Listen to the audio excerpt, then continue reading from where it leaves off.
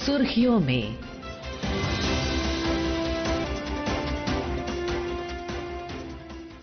ये आकाशवाणी है। प्रस्तुत है कार्यक्रम सुर्खियों में। इसके अंतर्गत सुनिए प्रधानमंत्री की इथियोपिया यात्रा की पूर्व संध्या पर इथियोपिया में भारतीय राजदूत अनिल कुमार राय के साथ आकाशवाणी संवाददाता सुशील चंद्र तिवारी की विशेष बातचीत। प्रधानमंत्री नरेंद्र मोदी इथियोपिया पहुंच रहे हैं। वहां की राजधानी एडिस अबाबा में वो यहां के प्रधानमंत्री के साथ द्विपक्षीय बातचीत करेंगे। विभिन्न विषयों पर चर्चा होगी। इस पर बात करने के लिए इथियोपिया में भारत के राजदूत अनिल कुमार राय जी हमारे साथ हैं। सर, आकाशवाणी समाचार में आपका बहुत बहुत स्वागत है। और हम ये जानना चाहेंगे कि जो प्रधानमंत्री जी की ये यात्रा है वो भारत के साथ इथियोपिया के संबंधों के लिए कितनी महत्वपूर्ण है। सबसे पहले तो मैं आकाशवाणी के सभी श्रोतागणों को कोटि कोटि प्रणाम करता हूं। आपने जो प्रश्न पूछा कि प्रधानमंत्री जी के इथियोपिया दौरे का क्या महत्व है, तो सबसे पहले ये हमें समझना होगा कि लंबे समय के बाद 2011 के बाद ये किसी भारतीय प्रधानमंत्री का इथियोपिया दौरा है। और इस विशेष दौरे में हमारी प्राथमिकता ये रहेगी कि जिन विषयों पे दोनों देश की आम सहमति है उस पर चर्चा हो और इसे हम आगे लेकर के बढ़ सकें। आपको ये ज्ञात होगा कि भारत की प्रबल समर्थन के वजह से 3 वर्ष पहले इथियोपिया ब्रिक्स का मेंबर बन सका। तो ब्रिक्स एक हमें नया प्लेटफॉर्म देता है जिसके माध्यम से दोनों देश अपने संबंधों को रीजनल कोऑपरेशन के लेवल पे आगे लेकर जा सकते हैं। जहां तक इथियोपिया में प्रधानमंत्री जी के आने का जो वक्त है, ये ऐसा दौर है जिसमें इथियोपिया में नए नए इकोनॉमिक रिफॉर्म्स हो रहे हैं, नए जो सेक्टर्स हैं उसमें ओपनिंग अप हो रहा है। तो ये भारतीय उद्योग और उद्योगपतियों, निवेशकों के लिए एक अच्छे अवसर का एक शुभारंभ है। और निश्चित तौर से यहाँ पर इनकी जो सरकार है, शीर्ष नेतृत्व है, वो इस यात्रा को बहुत ही सकारात्मक रूप से देख रहा है। प्रधानमंत्री नरेंद्र मोदी और यहाँ के प्रधानमंत्री के बीच में आपस में भी एक बहुत अच्छी पर्सनल बॉन्डिंग रही है।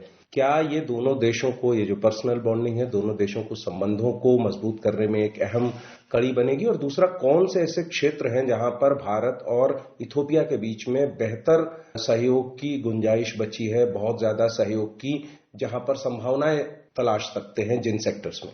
दोनों प्रधानमंत्री के बीच में बहुत ही अच्छे संबंध हैं। उनके वॉइस ऑफ ग्लोबल साउथ के अधिकतर जो समिट्स हुए हैं उसमें डॉक्टर अबे अहमद जी ने बढ़ चढ़कर हिस्सा लिया और उन्होंने अफ्रीका और खास तौर पर हॉर्न ऑफ अफ्रीका से संबंधित विषयों को रखा। अगर आप ये देखेंगे तो दोनों ही देशों के जो डेवलपमेंटल प्रायोरिटीज हैं तकरीबन सेम है।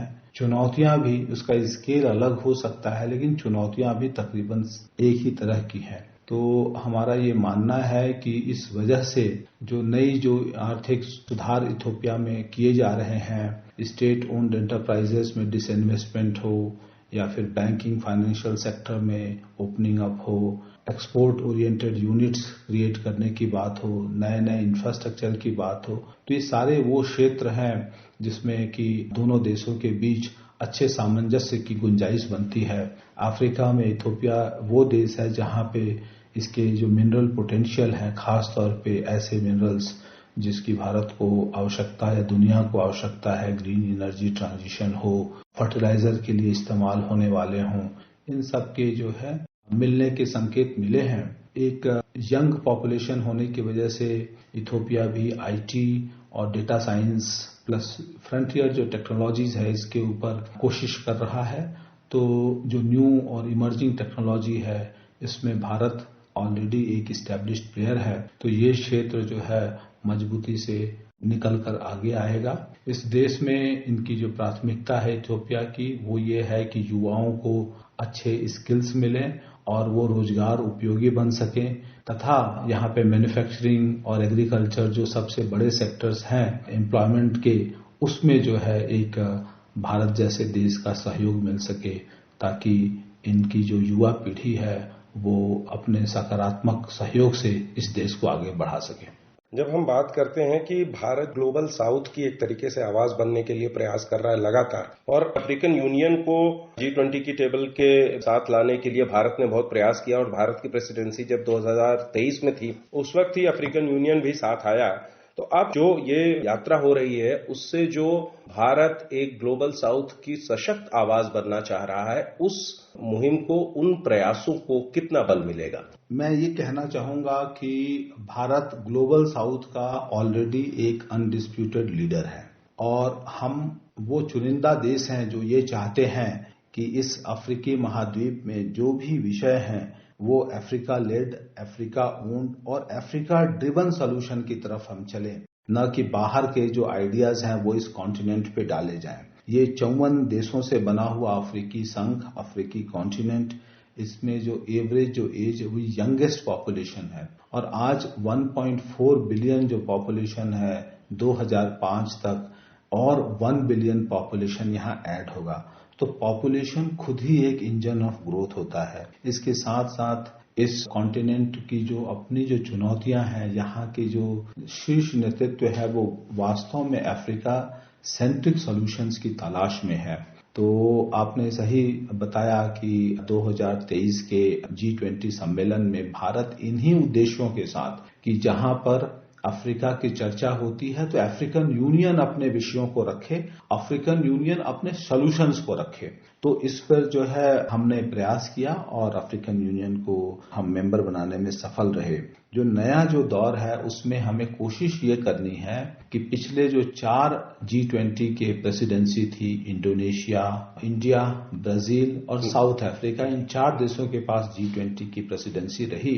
अब ये डेवलप्ड कंट्रीज के पास जा रही है। तो जो इन 4 वर्षों में जो हमारे प्रयास हुए वो डाइल्यूट ना हो जाए, वो हमेशा सेंट्रल एजेंडा बने रहें, और डेवलपिंग कंट्रीज की जो आवाज है वो हर मंच पर बुलंद रहे। यही जो है हमारे लिए नई प्राथमिकता है, और इसको आगे बढ़ाने के लिए अफ्रीका यूनियन और अफ्रीका महाद्वीप के बाकी सभी देशों का समर्थन की आवश्यकता होगी। इसी से जुड़ा एक सवाल है कि जो इंडिया अफ्रीका फोरम समिट है उसकी बैठक बहुत दिनों से प्रतीक्षित है। भारत में होने के बाद एडिस में भी उसकी बैठक पहले दिल्ली में हुई, फिर एडिस में हुई, अब बहुत दिनों से उसकी प्रतीक्षा है। तो क्या ये जो भारतीय प्रधानमंत्री की यात्रा है, दोनों देशों के जो राष्ट्राध्यक्ष आपस में बैठेंगे, तो क्या इस बैठक को लेकर के भी कोई बातचीत हो सकती है, कुछ इसकी तारीख तय की जा सकती है? अफ्रीकन यूनियन एक संघ है जिसमें कि इथियोपिया भी उस अफ्रीकी संघ का एक सदस्य है, और इन 54 देशों के सदस्यों में जो प्रेसिडेंसी है आज के समय में वो अंगोला के पास है। अफ्रीकन यूनियन ने ये अपने रिजोल्यूशन में पास किया है कि 2026 में भारत में इंडिया अफ्रीका फोरम समिट किया जाए। तो इसके लिए चर्चाएं चल रही हैं, और एक प्रतिनिधि मंडल दिसंबर के पहले सप्ताह भारत होकर के आया है।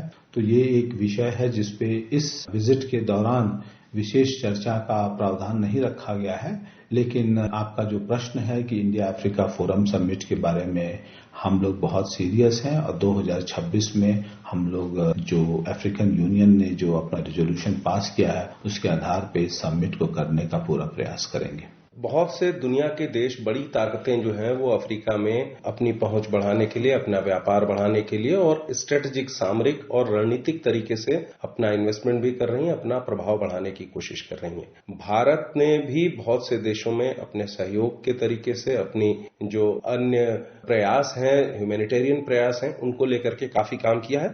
ये जो यात्रा प्रधानमंत्री जी की हो रही है, इससे हमें पता है कि जो एडिस अबाबा है वहां पर भी, इथियोपिया में भी भारत की तरफ से काफी मदद दी जाती है।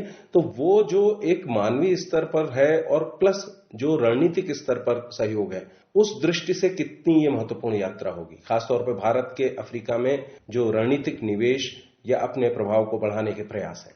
आज का विश्व बहुत ही कॉम्पिटिटिव है, और हर जो देश है अपनी विदेश नीति, अपनी आर्थिक नीति को बनाए रखने के लिए स्वतंत्र है। जो भारत के लिए जो सबसे उसके पक्ष में जो बातें जाती हैं वो ये है कि यहाँ के जितने भी देश हैं उनसे हमारे मैत्रीपूर्ण संबंध हैं, किन्हीं भी देशों के साथ किसी किस्म का हमारा दुराव नहीं है, और हर जगह भारतीय समुदाय के लोग बहुत सारे जनरेशन से, 2, 3, 4 जनरेशन से यहाँ पे रहते हैं। तो ये हमारा सबसे बड़ा जो है बल हो गया। अब इन्हीं बल के आधार पर हमें जो आने वाले अवसर हैं उसको अपनी क्षमता के हिसाब से उसका हमें उपयोग करना है। तो आपने जैसे बताया कि क्या क्षेत्र हो सकते हैं, तो निश्चित तौर पे हम लोग अफ्रीका में कंट्री के हिसाब से बायलैटरल लेवल पे, रीजनल लेवल पे और कॉन्टिनेंट लेवल पे तीनों स्तर पर हम लोग देख रहे हैं कि ऐसे क्या क्या हमारे प्रयास हो सकते हैं जिसमें कि हम सबसे एफिशिएंट हों और अपने जो सर्विसेज हैं बेहतर कर सकें। इसके माध्यम से मैं ये आपको एक एग्जांपल देना चाहूंगा कि जब 3rd India Africa forum summit हुआ था तो हमने, और 2nd India Africa forum summit में भी हमने ई अफ्रीका नेटवर्क की बात की थी। ई अफ्रीका नेटवर्क के माध्यम से हमने ई हेल्थ सर्विसेज प्रोवाइड की थी जो कि पूरे अफ्रीकन कॉन्टिनेंट में हुआ था। तो उसी तरीके से ऐसे कुछ जो दूरगामी प्रयासों पे निश्चित तौर पे जो अफ्रीकन साइड से अगर हमें इसका आता है प्रस्ताव तो इन चीजों पर विचार होगा। अंतिम सवाल आपसे पूछना चाहेंगे कि एक तो प्रधानमंत्री जी स्वयं गुजरात से आते हैं, गुजरात से बड़ी संख्या में लोग इथियोपिया में भी हैं, कारोबार में भी हैं, विभिन्न क्षेत्रों में काम कर रहे हैं। तो एक तो लोगों में कैसा उत्साह है प्रधानमंत्री जी की यात्रा को लेकर के, दूसरा भारत और इथियोपिया के बीच बरसों पुराने संबंध रहे हैं, व्यापार के भी संबंध रहे हैं, यहां तक कि जो प्रथम विश्व युद्ध में भी और बाद में कई अन्य सैनिक जो आए यहां पर युद्ध करने के लिए अंग्रेजों की तरफ से, उसमें भी भारतीय लोग शामिल रहे और खासतौर पे जो यहाँ एजुकेशन सेक्टर था उसमें भी काफी संख्या में भारतीय रहे। तो ये जो संबंध है ये किस दिशा में अब आपको और संभावना दिखती है जहां बढ़ सकते हैं? आपने जैसा कि बताया कि गुजरात से अफ्रीका के जो पूर्वी तट है उसकी सबसे कम दूरी है, तो पहले जो लोग यहाँ पर आए भारत से वो गुजरात राज्य से ही थे और यहाँ पर अनेक शहरों में उनका बहुत बड़ी बसावट थी और वो बहुत बड़े ट्रेडर भी हुआ करते थे। समय के साथ साथ जो है बेहतर अवसर की तलाश में कुछ लोग चले गए और बहुत सारे लोग यहाँ पर अभी भी हैं।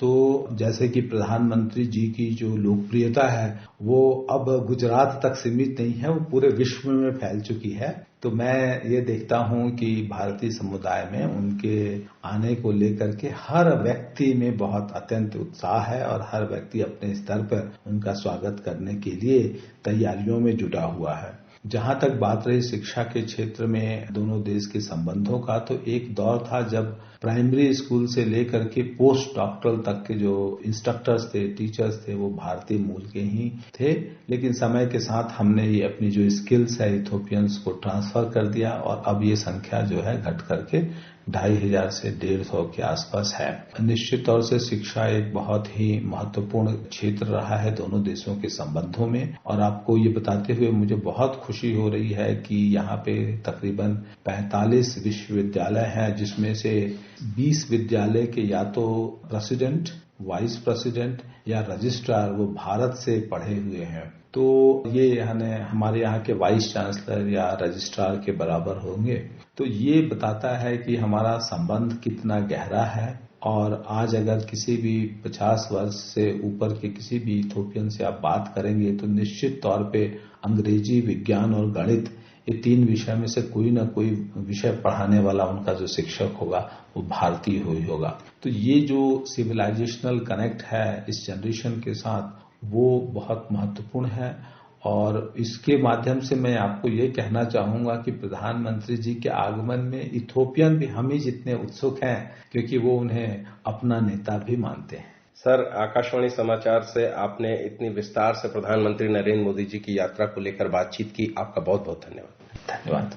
अभी आप सुन रहे थे प्रधानमंत्री की इथियोपिया यात्रा की पूर्व संध्या पर इथियोपिया में भारतीय राजदूत अनिल कुमार राय के साथ आकाशवाणी संवाददाता सुशील चंद्र तिवारी की विशेष बातचीत।